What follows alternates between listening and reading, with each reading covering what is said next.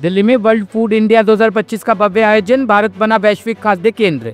भारत को वैश्विक खाद्य केंद्र के रूप में स्थापित करने के उद्देश्य से भारत मंडपम प्रगति मैदान नई दिल्ली में वर्ल्ड फूड इंडिया 2025 का भव्य आयोजन किया गया। प्रधानमंत्री श्री नरेंद्र मोदी ने चौथे संस्करण का उद्घाटन किया।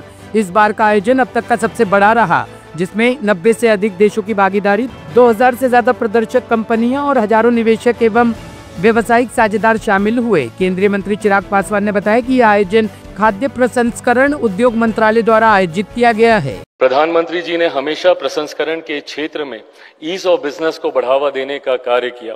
जिस तरीके से अलग अलग खाद्य पदार्थ जो हम लोग की पुराने समय से पहचान रहे हैं, बट संभवतः कहीं ना कहीं वो पहचान उनकी लुप्त होती जा रही थी। मिलेट्स को लेके, श्री अन्न को आज प्रधानमंत्री जी की वजह से देश में ही नहीं दुनिया में पहचाना जा रहा है। और मैं बिहारी हूं, इसलिए मुझे ज्यादा गर्व होता है जब मखाना, जिसका सबसे ज्यादा उत्पादन मेरे राज्य से होता है, आज मखाना को जिस तरीके से प्रधानमंत्री जी ने वैश्विक स्तर पर पहचान दिलाने का कार्य किया। मखाना बोर्ड का गठन करना ही अपने में दर्शाता है कि ये तमाम चीजें जो कहीं ना कहीं विलुप्त हो रही थी, प्रधानमंत्री जी ने उसको वैश्विक बाजारों तक पहुंचाने का कार्य किया।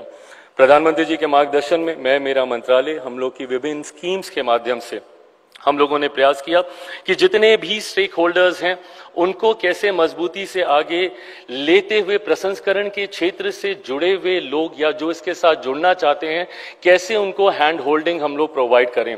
माइक्रो एंटरप्राइजेस से लेकर लार्ज एंटरप्राइजेस तक की अलग अलग स्कीमों के माध्यम से, भले वो पीएमएफएमई की स्कीम हो जिसके कई बेनिफिशियरीज भी आज यहाँ पर मौजूद हैं, उस स्कीम के माध्यम से गांव देहात में रहने वाले युवक युवती जो प्रसंस्करण के साथ जुड़ना चाह रहे हैं उनको कंप्लीट हैंड होल्डिंग प्रोवाइड करते हुए उनको एक एंटरप्रेन्योर बनाने का हम लोगों ने प्रयास किया।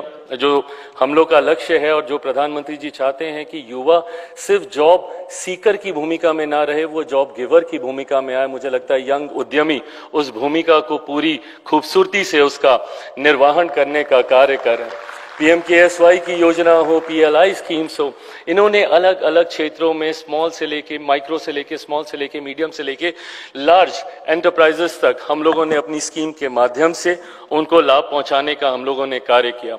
निरंतरता में जो साथ हम लोग को केंद्र सरकार का मिला, इस बार के बजट में जिस तरीके से इरेडिएशन यूनिट्स की ये कंसर्न हम लोग का लंबे समय से रहा है, पोस्ट हार्वेस्ट लॉसेस को लेकर, जिस तरीके से उत्पादन के बाद खाद्य पदार्थ और खास तौर पे जो पेरिशेबल फूड आइटम्स होते हैं, फ्रूट्स हों, वेजिटेबल्स हों, जिस तरीके से वो खराब होते हैं, उसको कैसे लंबे समय तक फ्रेश रखा जा सके, उसके लिए इरेडिएशन की ये टेक्नोलॉजी, नई टेक्नोलॉजी आई, जिसका इस बार के बजट में वित्त मंत्री जी ने इसकी घोषणा की। 50 नए हम लोग इरेडिएशन यूनिट्स हम लोग लेकर आ रहे हैं, जिसमें से 14 हम लोग ऑलरेडी सैंक्शन कर चुके हैं। धीरे धीरे 50 के 50 आपको धरातल पर दिखेंगे।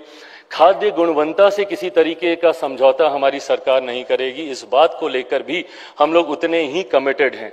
उसके लिए 100 फूड टेस्टिंग लैब्स हम लोग नए लेकर आ रहे हैं, जो कि across the length and the breadth of the country उसको स्टैब्लिश किया जा सकेगा, ताकि खाद्य पदार्थों की गुणवत्ता की जांच पूरी तरीके से हो सके।